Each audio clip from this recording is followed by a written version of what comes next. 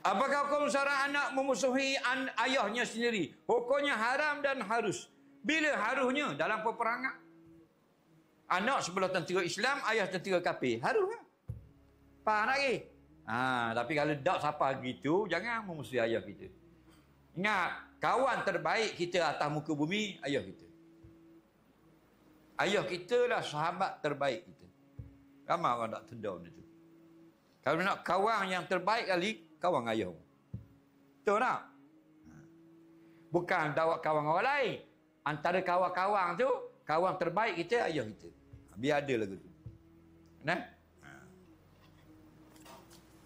Jangan musuh dia. Dia tak kena pun, tak siapa dia jadi kafir yang kekal dalam api neraka. Betul tak? Tak ada manusia yang sempurna. Orang atas nama Islam pun tak sempurna. Nah? Cuma ayahmu tu lah, udah molek tu lah. Tak ada jual dah.